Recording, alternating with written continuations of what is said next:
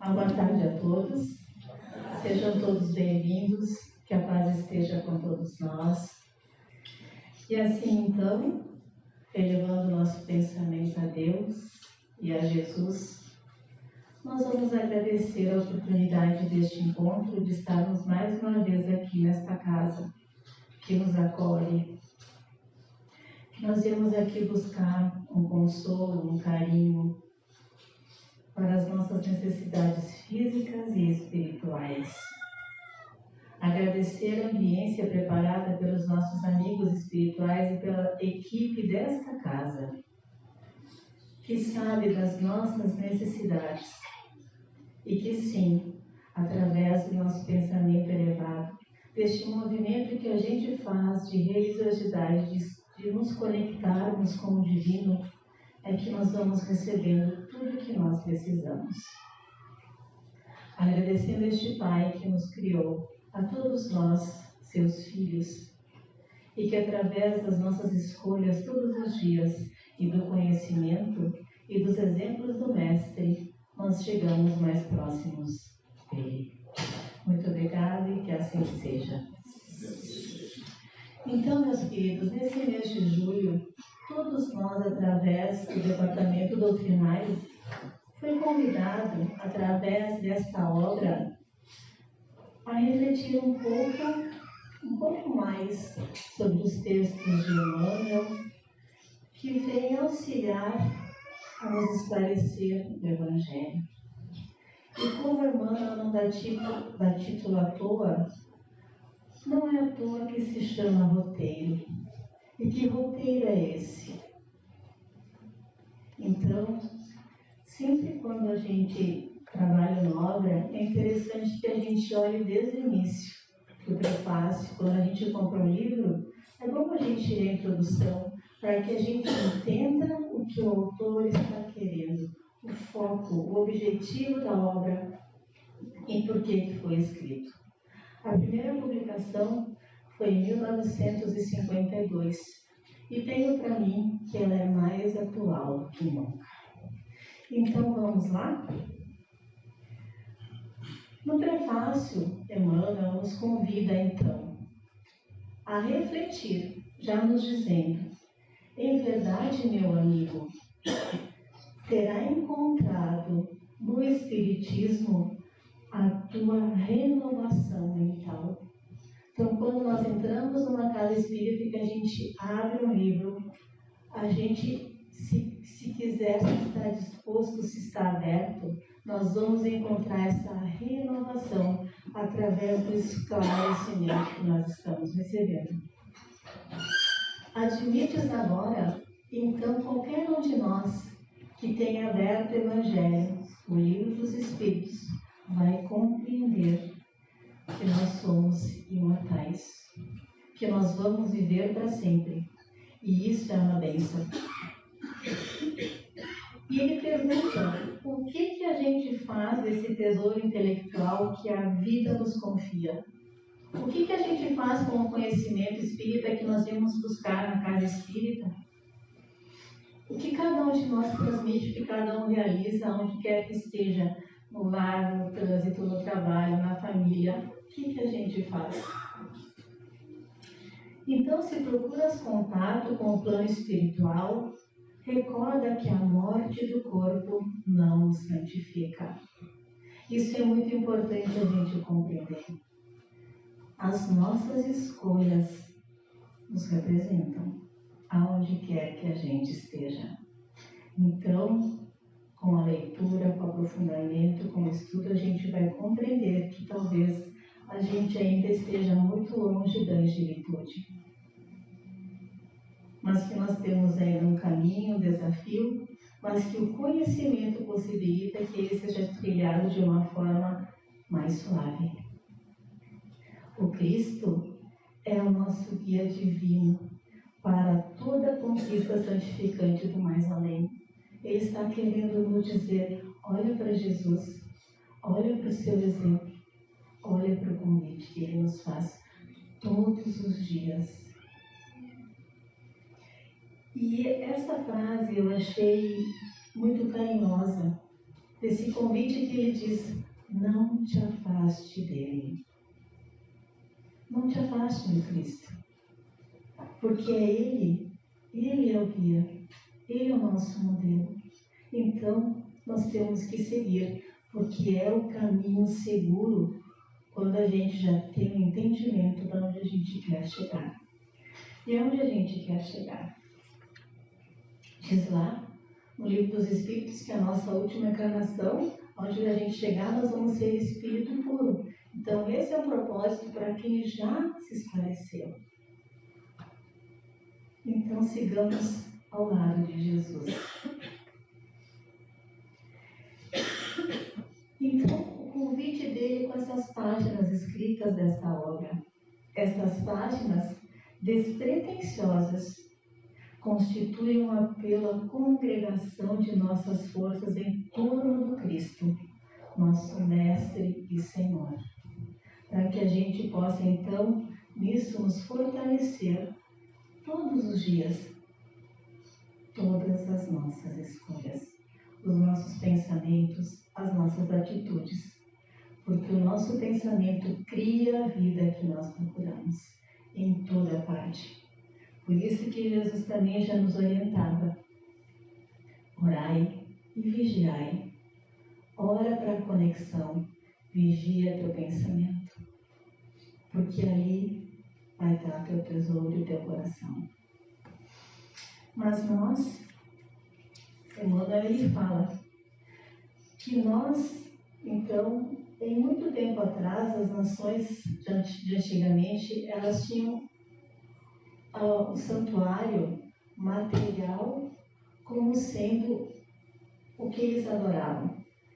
E essa estátua do deus grego de Hélios, construída na cidade de Rhodes, na ilha do mesmo nome, era uma das 7 maravilhas do mundo. Aonde ela está hoje, não existe mais. Os jardins suspensos da Babilônia também era uma outra maravilha. E onde ela está, também não mais existe. E hoje, nos dias atuais, não desmerecendo, porque sim, é uma obra hoje do conhecimento que a engenharia, a tecnologia nos proporciona, e ele fala: não há quem não fuja ao assombro diante das obras surpreendentes da engenharia moderna. E é verdade, eu acho que isso tem que ser admirado, porque, afinal de contas, através do conhecimento que nos foi disponibilizado, a gente consegue atingir isso. Porém, raros estudiosos, no entanto, se recordam dos prodígios do corpo humano, realização paciente da sabedoria divina, nos milênios, tempo da alma, em temporário aprendizado na Terra. Então, para Emmanuel, o templo divino, esse santuário divino, é o nosso corpo, que permite a nós, que somos um espírito, uma alma encarnada, agirmos aqui onde quer que a gente esteja, que a gente realiza, que a gente consegue expressar o nosso pensamento através desse santuário que é o corpo físico. E ele diz também: com o corpo humano, temos na Terra o mais sublime dos santuários e uma das super maravilhas da obra divina. Então, a minha pergunta: como é que a gente está cuidando do nosso corpo físico? Que é essa ferramenta que a gente utiliza para se manifestar. Porque muitos de nós acham ou pensam que nós somos um corpo, quando na verdade nós somos um espírito utilizando esse instrumento, esse santuário que é o corpo. Então, como é que nós estamos utilizando ele? De que maneira? Nós cuidamos dele, nós dormimos direito, nós nos alimentamos, nós temos o asseio. Como é que está o nosso pensamento? Isso interfere em muito no nosso corpo físico.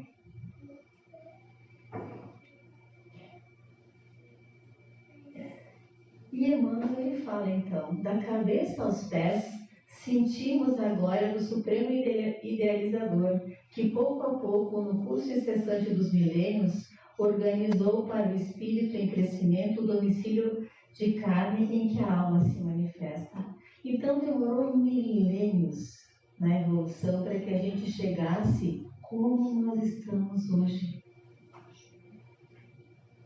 E aqui nós temos que ter um parênteses.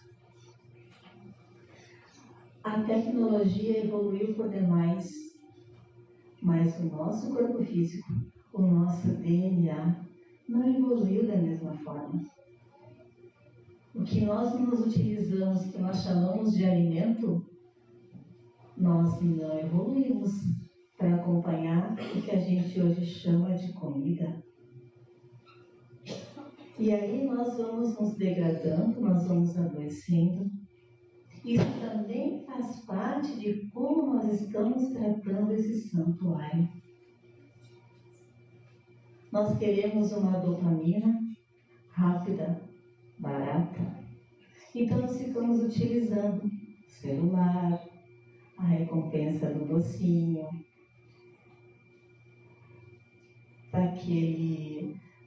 a gente só liga e pede uma comida, em vez de ter o prazer, o gosto de ir lá e comprar um ingrediente e preparar. Então, tudo isso é um somatório de atitudes e escolhas que a gente está fazendo e que, se nós olharmos para o lado, nós vamos perceber que nós não estamos envelhecendo muito bem. E que as nossas crianças hoje têm muito mais doenças, muito mais ites do que nós quando éramos crianças. Por que será? A gente se pergunta sobre isso. A gente vai buscar alguma informação que nos possibilite entender o porquê que isso está acontecendo. Porque ele fala, então, que essa maravilhosa cidade estruturada com as vias microscópicas, quase mensuráveis por meio dela, a mente se purifica. Então veja que a mente está se purificando. Se a gente quer ser espírito puro, a gente precisa cuidar dessa ferramenta. Ensaiando-se nas lutas naturais dos serviços reguladores no mundo para altos encargos nos ciclos superiores. Se a gente quer evoluir, a gente tem que cuidar do nosso corpo. Isso não quer dizer que a gente não tenha que desenvolver o desapego, que é diferente. Mas nós também temos que compreender que para nós estarmos aqui, muitos tiveram que estar antes de nós. E o cuidado, a responsabilidade com o corpo, é uma forma de nós agradecermos essas pessoas, esses nossos pais, avós, que vieram antes de nós e que deixaram para nós esse legado.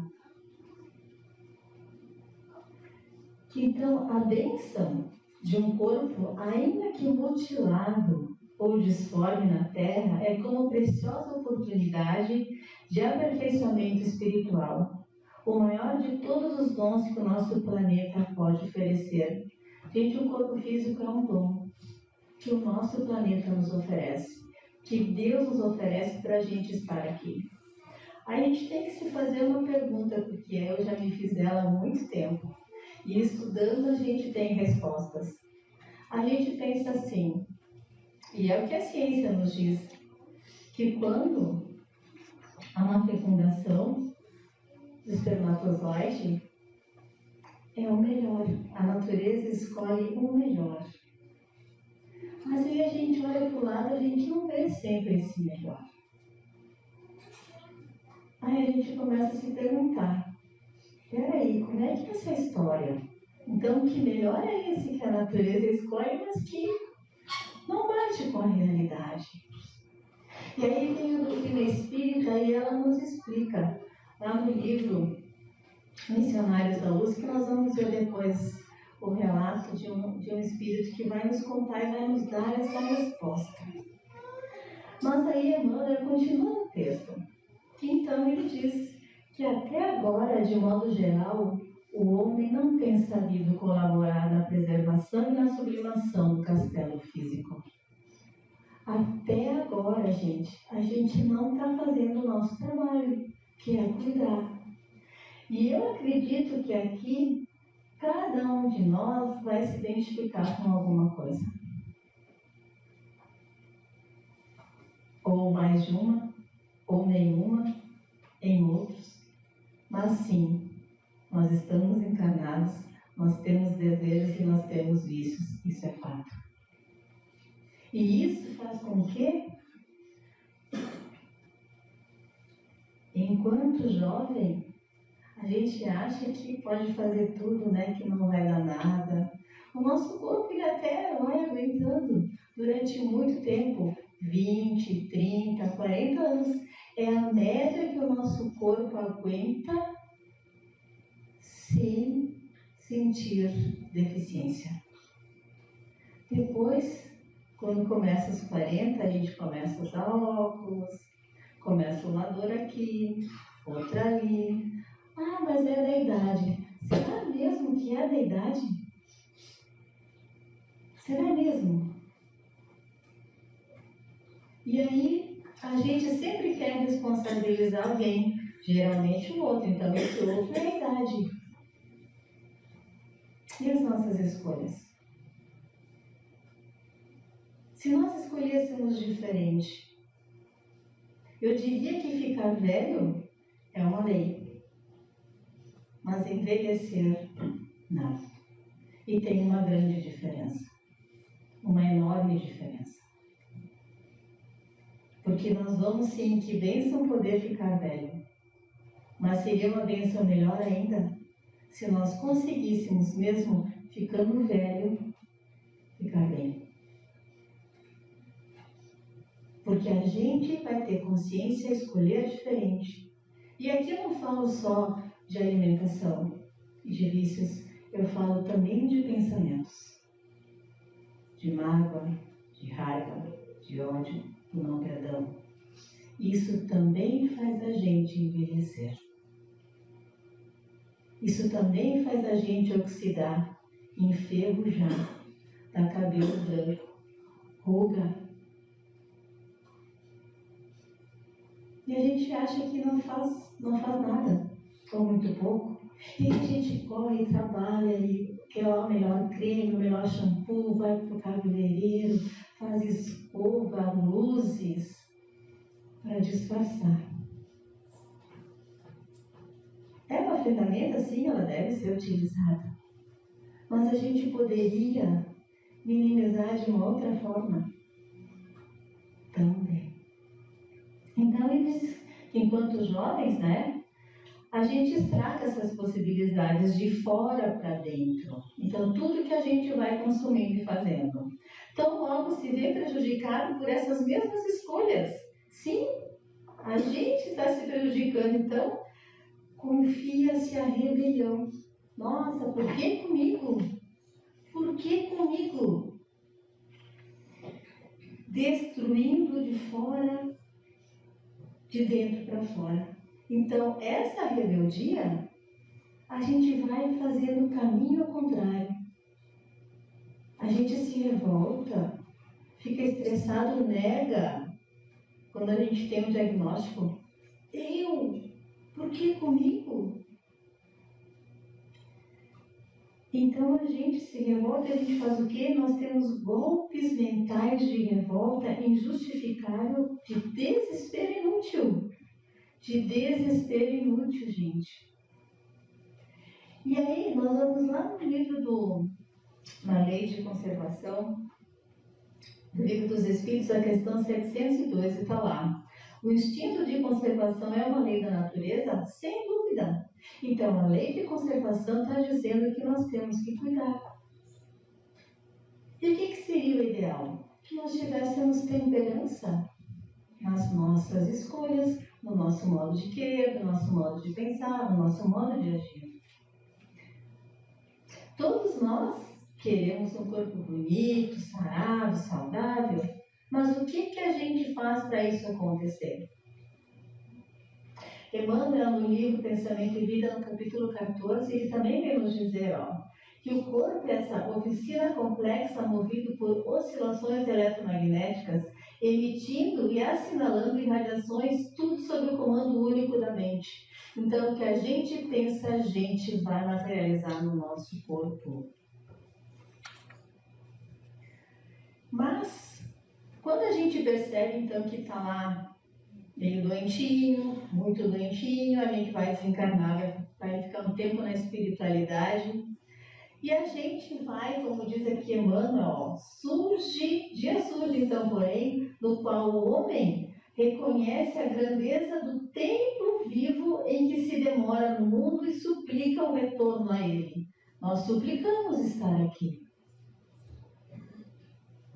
Como trabalhador faminto de renovação que necessita de adequado instrumento à conquista do abençoado salário do progresso, porque o salário é um progresso, tá? Moral para a sua suspirada ascensão às esferas divinas. E aí nós estamos lá na espiritualidade, no Ministério da Reencarnação, e a gente está aqui, ó, querendo escolher o nosso novo modelo para reencarnar. Como é que será que a gente vai escolher esse modelo? E aí de novo a pergunta, né?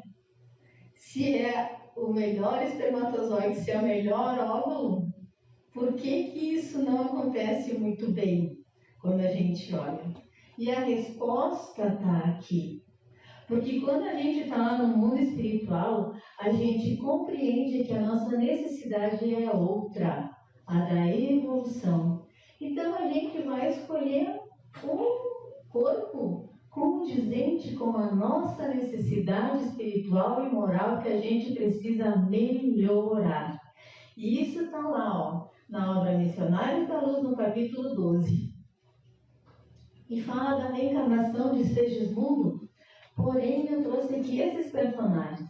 O Alexandre, que é o coordenador desses trabalhos. O André Luiz, que é um médico que era encarnado médico, que quando ele voltou no mundo espiritual, ele também, então, ele fazia parte desses grupos porque ele queria conhecer e ele relata através de Chico Xavier tudo que ele aprendeu lá. E nós temos o Josino, que é um assistente, o Manassés, que é o servidor, e o Silvério, que é o reencarnante. E vamos ver então o que eles trazem para nós dessa conversa e desse projeto reencarnatório. Ele diz assim, então, o Manassés, olhem bem, gente, ó. O problema do renascimento não é assim tão intrincado, não é tão problemático. Naturalmente exige coragem e boas disposições.